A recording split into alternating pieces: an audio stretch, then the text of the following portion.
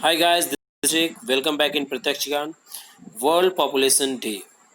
जी हाँ दोस्तों, 11 जुलाई को हर साल हम मनाते हैं वर्ल्ड पॉपुलेशन डे यानी कि विश्व जनसंख्या दिवस। तो आइए शुरू करते हैं आज का ज्ञान। जो 11 जुलाई 2020 को जो वर्ल्ड पॉपुलेशन डे है, ये 31st एनिवर्सरी था वर्ल्ड पॉपुलेशन डे, जिसकी शुरुआत 1989 में यूनाइटेड नेशन के गवर्निंग काउंसिल के द्वारा रिकमेंड किया गया था।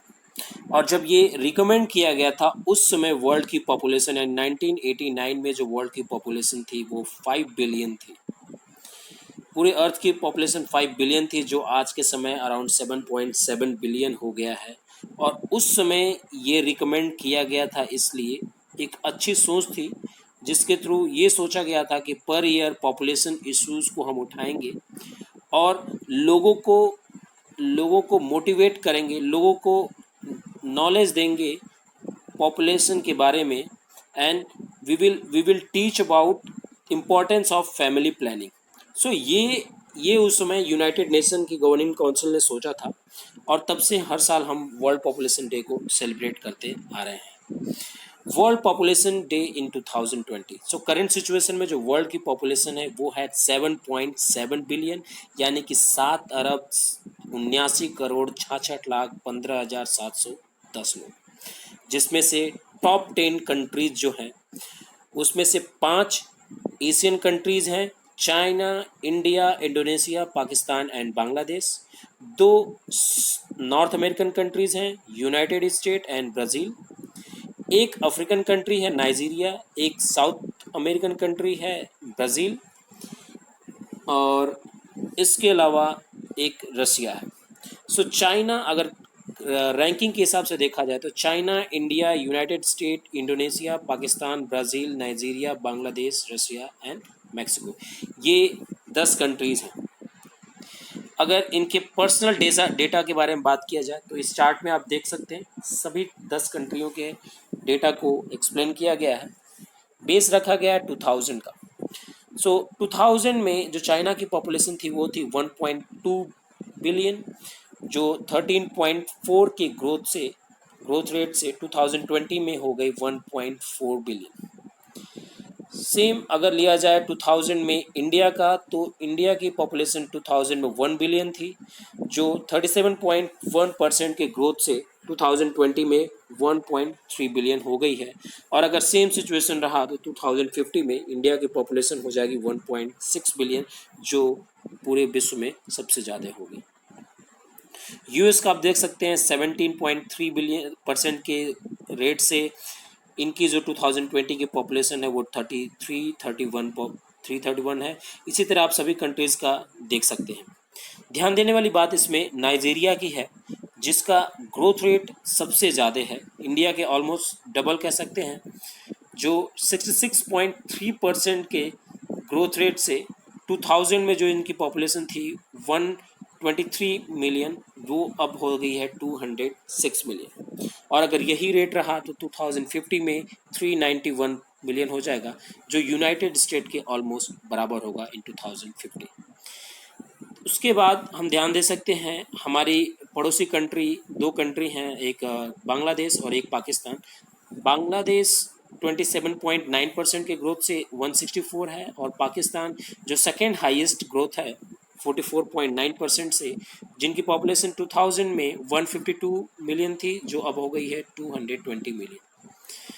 इसके अलावा हम रसिया का ध्यान दे सकते हैं। रसिया की जो पॉपुलेशन थी 2000 में वो थी 147 मिलियन, जो -0.08% के निगेटिव ग्रोथ से 2020 में 145 मिलियन हो गई है। और अब इसमें माइग्रेंट भी इशू हो सकता है पॉपुलेशन कम होने का कारण, या फिर डेथ रेट ज़्यादा हो सकती है, ये कारण हो सकता है, या फिर रसिया ने बहुत ही अच्छी तरीके से फैमिली प्लानिंग को ध्यान दिया, उनकी पॉपुलेशन कंट्रोल करने के लिए पे ध्यान दिया, तो इसकी वजह से पॉपुलेशन कम हुई है। तो विश्व का सबसे बड़ा देश लेकिन पॉपुलेशन सबसे कम इन टॉप 10 कंट्रीज़ की बात की जाए तो। और अगर ये टॉप 10 कंट्रीज़ का अगर वर्ल्ड से कंपेयर किया जाए तो रेस्ट ऑफ द वर्ल्ड की पॉपुलेशन इस समय है 3.2 बिलियन समथिंग, जबकि टॉप 10 कंट्रीज़ की पॉपुलेशन है 4.5 बिलियन। और अगर ओवरऑल वर्ल्ड की पूरी पॉपुलेशन देखा जाए तो इस समय 7.7 बिलियन पॉपुलेशन है, और ये इसका ग्रोथ रेट है 2000 को अगर बेस बनाया जाए तो 26.9% के ग्रोथ से इस समय 7.7 बिलियन है, और 2050 में ये पॉपुलेशन 9.9 बिलियन तक जा सकता है। तो हमें इस पर ध्यान देना है। और आइए देखते हैं आगे। ये द गार्जियन का एक पोस्ट है, ये स्पेशली ये अफ्रीका को कंसिडर करके ये पोस्ट लिखा गया था। The global population of 8 billion and growing, we can't go on like this. So ये अफ्रीका को देखकर ये पोस्ट डाला गया था, द गार्जियन में पोस्ट था जिसमें ये चिंता व्यक्त की गई थी कि जो वर्ल्ड पॉपुलेशन जो है, rest of the world population है, वो अफ्रीका के कंपैरिजन में उनका ग्रोथ धीमा है, जबकि जो अफ्रीका का वर्ल्ड पॉपुलेशन ग्रोथ है वो शार्पली बहुत तेज़ी से बढ़ रहा है। तो इस पोस्ट में इसके बारे में चिंता व्यक्त की गई थी। साथ ही साथ ये वर्ल्ड के लिए भी सही नहीं है, वर्ल्ड के लिए भी ये सिचुएशन सही नहीं है, ये भी इस पोस्ट में लिखा गया है। तो आप अभी हमें to limit the population growth, आखिर क्या कारण है कि हम पॉपुलेशन ग्रोथ को लिमिट करने के चक्कर में पड़े हुए हैं, या फिर क्यों पॉपुलेशन ग्रोथ जो रैपिडली बढ़ रहा है उस पर हम इतने चिंतित हैं, उस पर क्यों हमें ध्यान देना है, क्यों पॉपुलेशन ग्रोथ को कम करना है। तो देखिए इसके बहुत सारे कारण हैं। जो मेजर कारण है, the increasing human population is putting large amount of pressure on our natural resources as well as rate of climate change. जो नेचुरल रिसोर्सेज है, हमें पता है कि natural resources like water, oil, gas, जो पेड़ पौधे हैं, ये सब लिमिटेड है। और अगर हमारी पॉपुलेशन इसी तरह से इंक्रीज करती रही तो हम अपने नेचुरल जो रिसोर्सेज है उसका दोहन करते जाएंगे, और अंततोगत्वा वो नेचुरल रिसोर्सेज खत्म हो जाएंगे, पॉपुलेशन नहीं जाएगी। ठीक है, देखिए हमें पता है कि जो फ्रेश वाटर है हमें पीने के लिए वो पूरे वाटर का केवल 2% है, उसमें से भी केवल 1% ही हम इजली फ्रेश वाटर ले सकते हैं। ठीक है, और इसी तरह से अगर सपोज हमारी पॉपुलेशन बढ़ते जाती है तो हमारे भोजन की नीड को पूरा करने के लिए हमें खेती ज़्यादा करनी पड़ेगी, और खेती की ज़मीन को पूरा करने के लिए हमें जंगलों को काटना पड़ेगा, जो अगेन एक बहुत बड़ा कारण होगा नेचर डिसबैलेंस के लिए। सो ये सब कारण हैं। और अभी आप देख रहे हैं कि जो कोविड-19 की बीमारी चल रही है, ये भी एक नेचर डिसबैलेंस का ही कारण है कि हम अपनी पॉपुलेशन को उतना इंग्रेडिएंट्स नहीं दे पा रहे थे, उतना प्रोटीन नहीं दे पा रहे, उतने विटामिन्स नहीं दे पा रहे हैं, ताकि इस वजह से हमारी पॉपुलेशन क्या करी, जानवरों के ऊपर डिपेंड हो रही है, और उसके बाद जानवरों की अनवांटेड बीमारियां हम इंसानों में आ रही हैं जिसका कोई इलाज फिलहाल नहीं है। ठीक है, 1960s में जो वर्ल्ड की पॉपुलेशन थी उसके कंपैरिजन में इस समय 2020 में जो हमारी पॉपुलेशन है 7.7 बिलियन, वो लगभग दोगुनी है, और अगर यही रेट रहा तो 2050 में 9.7 बिलियन हो जाएगी, जो 2100 में 10.9 बिलियन। आप सोच सकते हैं, एक WWF वर्ल्ड वाइड फंड का एक रिसर्च है कि आज की जो हमारी सिचुएशन है, करंट सिचुएशन, यानी कि 7.7 बिलियन जो पॉपुलेशन है, उसकी ज़रूरतों को कंप्लीट करने के लिए, पूरा करने के लिए हमें 1.6 अर्थ की ज़रूरत है। इमेजिन करिए 9.7 बिलियन या फिर 10.9 बिलियन के लिए हम कहाँ से अर्थ लाएंगे, जबकि हमें पता है कि हमारे पास केवल एक अर्थ है। Needs to educate people specially in African region. African region में हमें लोगों को एजुकेट करने की ज़रूरत है, क्योंकि वहाँ पर जो पॉपुलेशन है बहुत ही तेज़ी से ग्रो कर रहा है, और उसके साथ में दिन पर दिन हम वहाँ के प्रेसिडेंट्स, वहाँ के लीडर्स की अनाप शनाप बयान सुनते हैं। तंजानिया के प्रेसिडेंट ने बोला कि हमें अफ्रीकन लोगों की पॉपुलेशन को बढ़ाना होगा, ये वेस्टर्न कंट्रीज़, एशियन कंट्रीज़ की चाल है हमारी पॉपुलेशन को कम करने के लिए। ठीक है, बड़ा ही बेतुका सा बयान था। और अभी अफ्रीका का आप कंपेयर देखिए, इस ग्राफ में देख सकते हैं, द गार्डियन का ग्राफ है, यूएन की किसी बॉडी का उन्होंने शेयर किया था।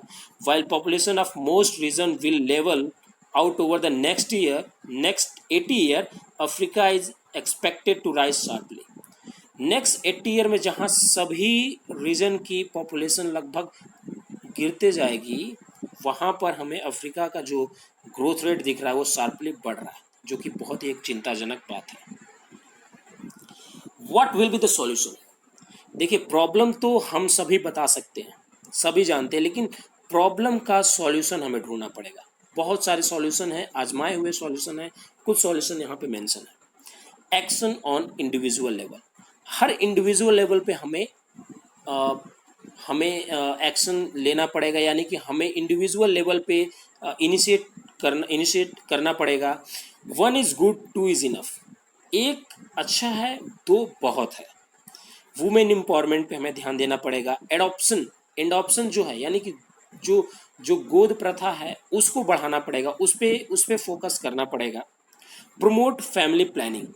Iran introduced a national family planning program in 1989. Its fertility rate fell from 5.6 birth per woman to 2.6 in a decade.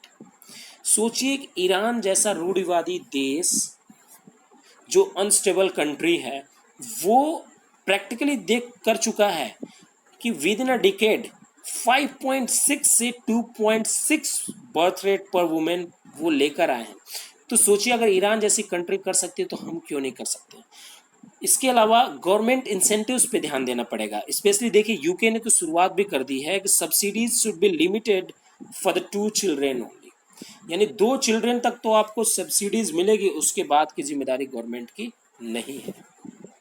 Subsidies लाके देखिए, हम अभी इंडिया में गैस पे सब्सिडी लेते हैं, सब्सिडी का ही अभी अभी हमको एग्जांपल देखना पड़ेगा कि जो हमें भोजन मिल रहा है 5 किलो 10 किलो गवर्नमेंट की तरफ से फ्री में मिल रहा है या फिर बहुत कम दामों पे मिल रहा है, वो सब सब्सिडीज़ के ही पार्ट है।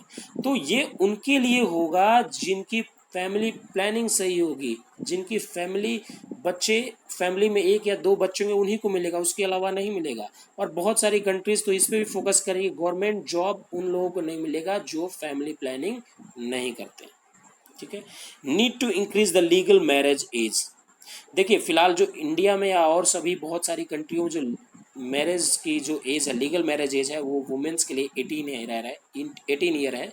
जो अभी गवर्नमेंट डिसाइड कर रही है उसको बढ़ाने के बारे में, वो 18 से 21 साल करने के बारे में विचार कर रही है। बहुत जल्दी इस पे एक्शन भी लिया जा सकता है। तो ये भी एक पॉजिटिव कदम है वर्ल्ड पॉपुलेशन की ग्रोथ को कम करने के लिए। ठीक है। इसके अलावा हम बच्चों को एजुकेशन दे सकते हैं। एजुकेशन, प्रैक्टिकल एजुकेशन, यानी कि बच्चों को केवल किताबी ज्ञान ना दिया जाए, उनको समझाया जाए कि ये पॉपुलेशन कितना खतरनाक है हमारे रिसोर्स के लिए, हमारे आने वाली जनरेशन के लिए, ताकि वो अपने आने वाले जनरेशन को समझा सके और हम पॉपुलेशन को कंट्रोल कर सकें। ठीक है। सो इसी के साथ मैं आज का टॉपिक ख़त्म करता हूँ। Thank you so much. अगर आपको लगता है कि ये ज्ञान किसी और को फ़ायदा और किसी और को लाभ दे सकता है तो आप उसे शेयर कर सकते हैं। Thank you so much for watching.